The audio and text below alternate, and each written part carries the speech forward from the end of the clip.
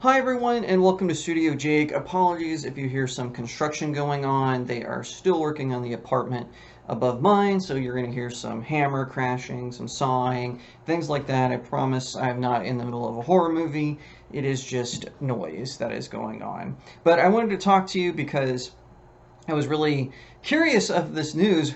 Earlier this week, it was announced that HBO Max is getting some cancellations. Yeah, that's right.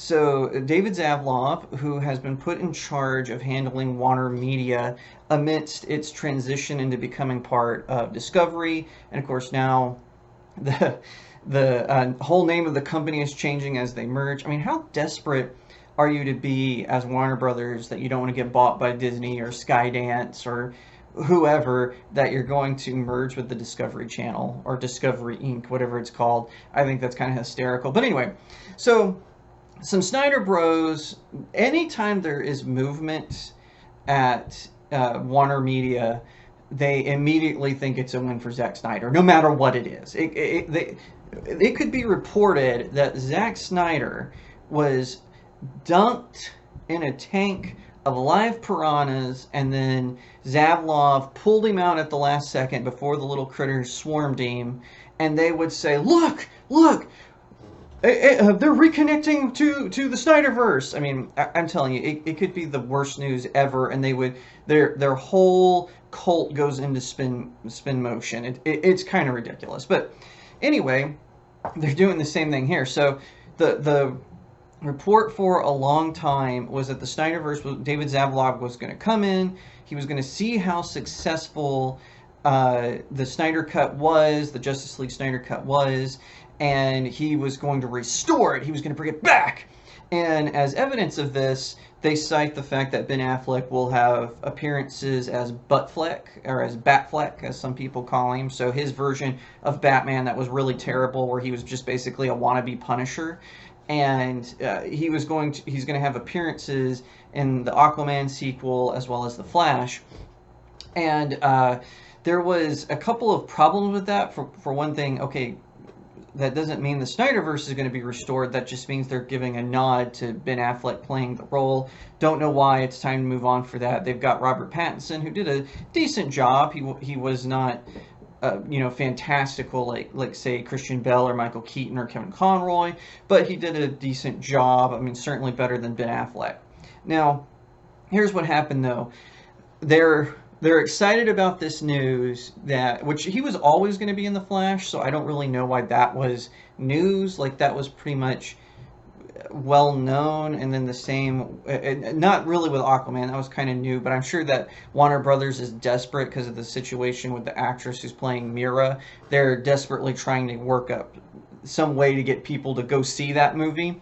And probably same with the Flash, actually. That's probably why they said, oh yeah, he's also in Flash, remember that? He's also in Flash!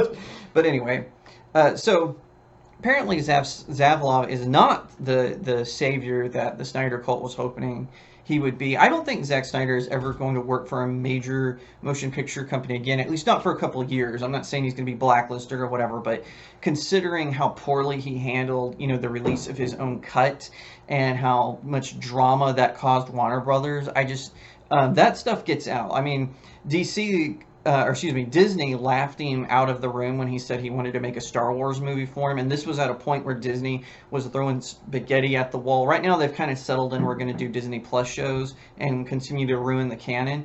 But get this: Zack Snyder was so mistrusted with Star Wars that even when they were doing the spaghetti at the wall thing, they laughed him out of the room. And they were desperate to get big names on some of these Star Wars projects, even though Solo lost money, and their poor reception of some of their other projects. Well, Zaslav is doing the same thing right now at HBO Max. He's cut out An American Pickle starring Seth Rogen. He cut that out of the thing. There's rumors that he's going to try to sell it and try to get it shown on other streaming services. Same with Locked Down starring Anne Hathaway. Both those movies were terrible, so that actually didn't really surprise me. If anything, An American Pickle proved that Seth Rogen is useless without James Franco. Now, what does all this have to do with Snyder and DC? Well, he canceled Batgirl.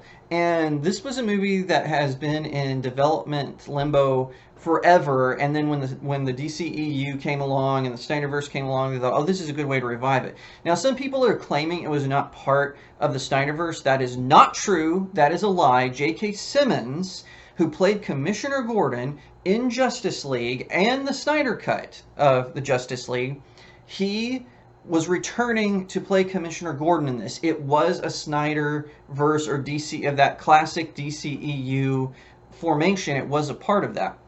Now, right off the bat, we knew from the casting of Leslie Grace that this was going to be just another woke remake where they're going to put down, which of course the DCEU had already put down Batman, but it was just going to be like beating a dead horse. They were going to uplift Batgirl. And in fact, I believe in the original plan for the DCEU, where it was getting closer to its sort of conclusion, Batman was actually going to get killed off, which is insanely stupid. I don't know why you would do that.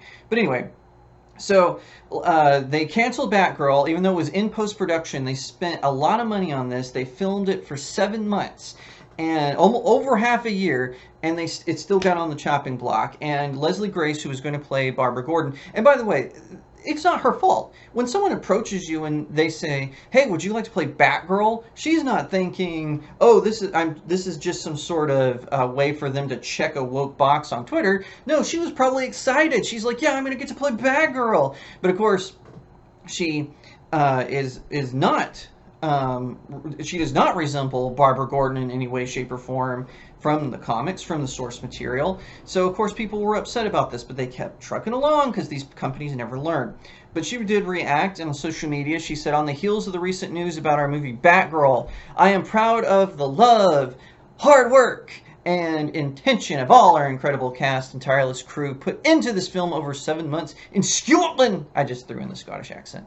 I feel blessed to have worked among absolute greats and forged relationships for a lifetime in the process.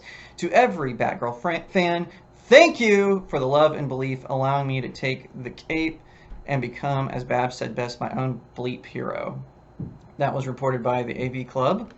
And, you know, it's... Fans didn't want this movie. Now, the Snyder Cult did originally. Now that it's being spun as this within part of the Snyderverse, they're celebrating this.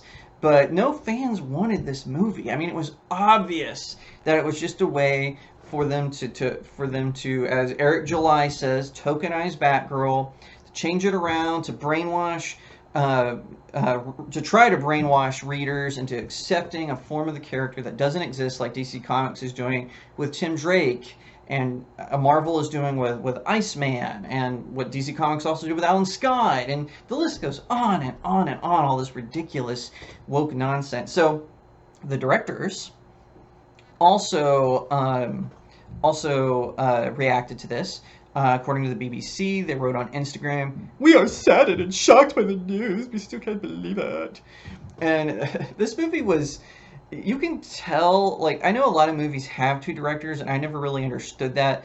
But for Batgirl, all you need is for her to beat up bad guys. They don't have, yeah, anyway. So, yeah, sad tears all the way around. But, so what does this mean? In my opinion, I think that with the success of Joker and the Batman, HBO Max is testing out the waters on what they can accomplish. Now, they made an announcement that Superman, Wonder Woman, and Batman are all established franchises of Warner Brothers Discovery going forward. But what is that? But they haven't really, they've been really coy about how the DCEU is working. Now, we know James Gunn is working with them. Of course, he did Suicide Squad, he did Peacemaker Season 1, he's about to do Season 2, and it seems like he is trying to bring some of the band from the old school MCU over. Some of them have already been kind of corrupted by the woke stuff. Now, the Suicide Squad was not woke. It was one of the few non-woke movies to come out, but it wouldn't surprise me if some of these stuff, even if they're not woke, they're going to be a little politically correct, because that's just the way it goes sometimes. But hopefully, you know, Warner Brothers Discovery, if you were listening to this, course correct. Use this as an opportunity to change lanes, get out of what was established before, give us something new. And you can keep, you know, good films like the first Wonder Woman movie in, you know, insular if you want to. But here's what I would do if I was Zavlov. This is what I would do. I would greenlight a Justice League movie. I would maybe call it Justice League World's Greatest Heroes, or something like that. Maybe I would just call it Justice League, not the Justice League. That's overplayed. But you know, I would do something like that, and I would put it together where all the characters, and I would have Green Lantern in it, and I would put all the characters together and then spin them off on solo movies. Do the opposite of Marvel. That way it establishes a kind of a different, unique brand. And of course, you can pick and choose. You can say, well, the Suicide Squad is part of this, but not Suicide Squad, you know, where Jared Leto did the worst version of the Joker of all time.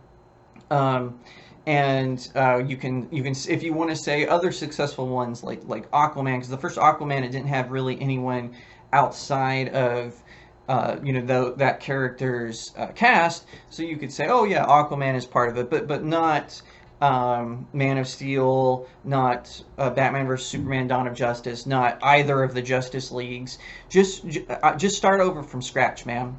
Like I said, if you want to bring in Wonder Woman and Aquaman, fine, I guess, but and the Suicide Squad and Peacemaker, go for it. But yeah, I would, if I were in Zavlov's place, this is where I would start. Get rid of J.J. Abrams, get rid of Ta-Nehisi Coates, bring in real talent, solid talent, bring in people like Chuck Dixon and Denny O'Neil and whatnot to help course correct, or at least what inspired them. You know, bring in Greg Capullo to do some illustrations and everything. I think that is the best way to go. And judging from the fact that the Joker sequel got greenlit, I think that they are going to try to test out a few things to see if maybe, because prior to the DCEU, DC kind of had more of a thing where they said, we're going to just do independent films and maybe eventually do a Justice League that's a standalone Justice League film. And the Joker sequel announcement and the confirmation that Lady Gaga is in it seems to me to confirm that that is the direction they're going to go. I'm suspicious of it. I could be wrong about that. Maybe they are going to do some sort of situation where the HBO Max stuff is going to be more like a continuity, and then the films are going to be more independent, which is probably what I would do as well. But you know, that's the second best option. I still think the best option is to do a whole new Justice League movie and spin off all the characters and leave it at that. If you liked that video, please leave me a comment. Let me know what you think. Give it a thumbs up. And I would be honored today if you would subscribe. No matter what platform you're watching on, please subscribe. Hit that follow button. Share it out all over the place. And check me out on some of my other socials. I've got links in the description below. Also, check out my website, StudioJakeMedia.com, and consider supporting this channel on StudioJakeMedia.locals.com. It really helps us smaller creators out. I really appreciate it, and I'll see you next time right here on Studio Jake.